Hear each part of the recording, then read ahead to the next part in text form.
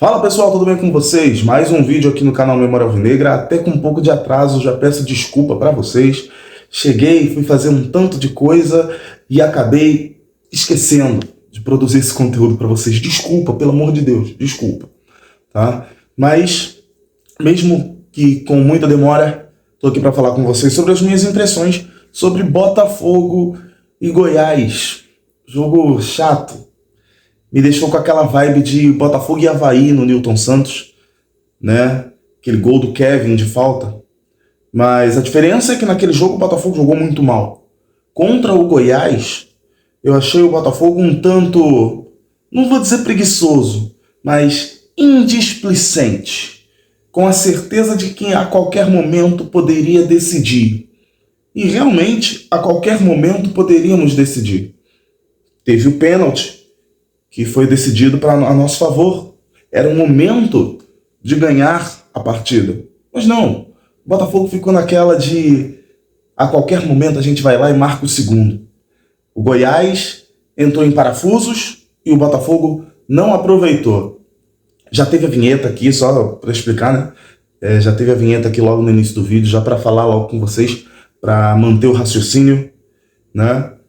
Esses vídeos assim de impressões de jogos, eu faço questão de soltar sem roteiro. Eu gosto de falar diretamente do coração para vocês, tá? Mas a partida de ontem me deixou aquela impressão de que o Botafogo ficou achando que a qualquer momento, principalmente depois do 1-0, poderia ganhar o jogo, poderia acelerar o ritmo da partida, quando na verdade foi o Goiás quem começou a acelerar o ritmo da partida. De forma até atabalhoada, meio que desorganizada, mas começou e o Botafogo foi aceitando essa marcação. O Botafogo no primeiro tempo começou a dar mole num jogo que estava fácil. O Botafogo poderia ter feito ali 2 gols e ter brincado, entre aspas, no segundo tempo. Ter soltado um pouco mais o time. Ter feito mais testes. Talvez o Luiz Castro quisesse fazer testes no time e talvez ele tenha ido com o time, não o total reserva, mas o melhor possível para, no segundo tempo, administrar alguns jogadores. Administrar o Marçal, administrar o Tiquinho, o Eduardo, inclusive o Di Plácido, que tem sido importante nas partidas anteriores, né? Eram jogadores que poderiam ser poupados, né? Não vou até nem falar aqui de poupar o Lucas Perry, porque não faz sentido. E você também não tem como, numa partida que você está querendo vencer, colocar um goleiro que não é experimentado. Mas talvez chegue a hora que o PR precise ser preservado também, né? Ah, mas é um goleiro. Mas se o Castro quiser, ele poderia preservar. Se eu fosse o técnico do Botafogo, não que eu tenha cacife para isso, mas se eu fosse técnico do Botafogo, de repente eu pensaria, como é que tá aí o pessoal da fisiologia?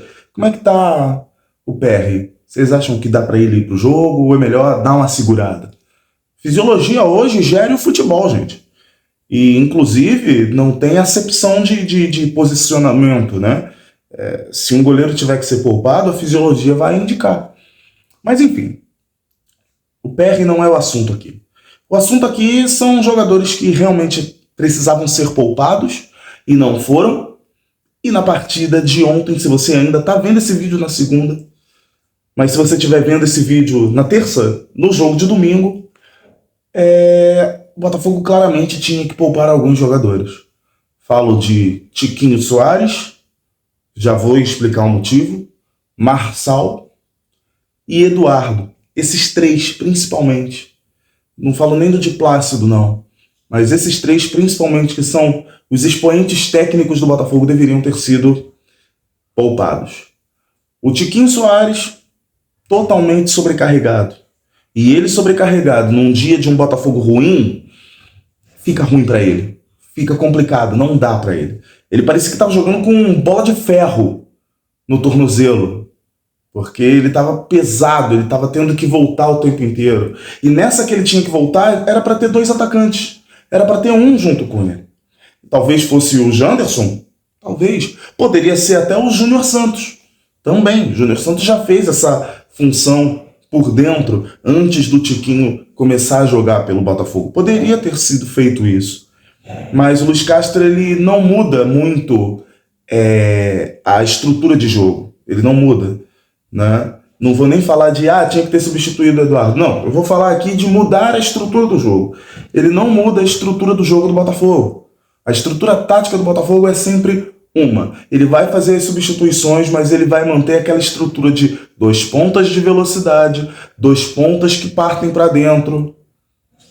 Por isso, inclusive, que o Gustavo Sauer, que não foi bem na partida e não aproveitou mais uma oportunidade, por isso que o Gustavo Sauer é opção no banco e talvez até terceira opção. Hoje nós temos Júnior Santos, Segovinha e Gustavo Sauer.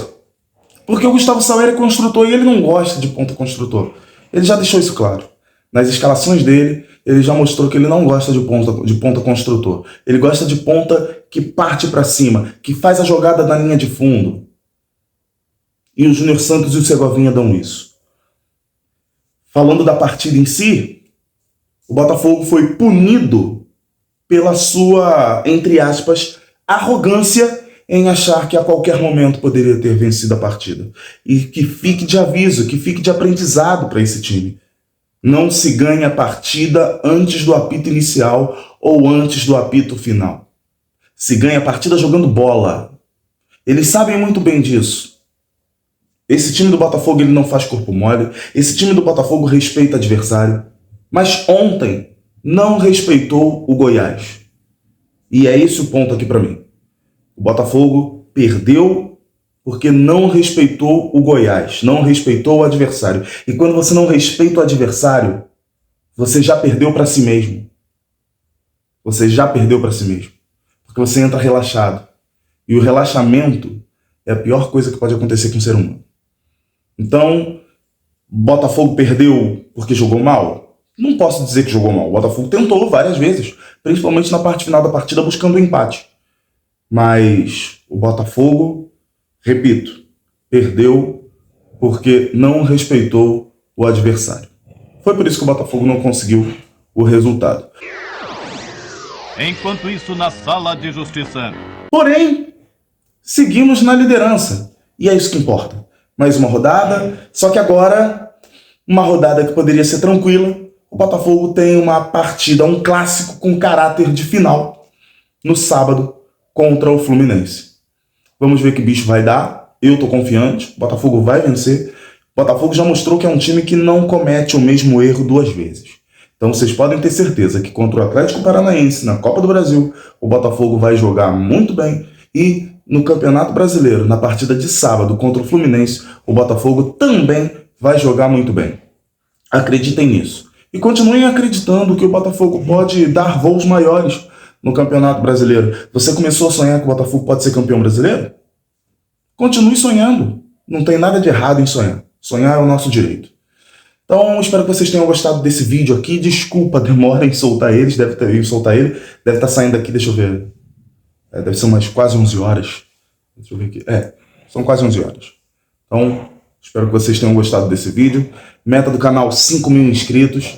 Estamos próximos de chegar a 4.100. Conto com vocês nessa caminhada até a marca de 5.000 inscritos. Tá bom, gente? Grande abraço para vocês. Valeu. Fui.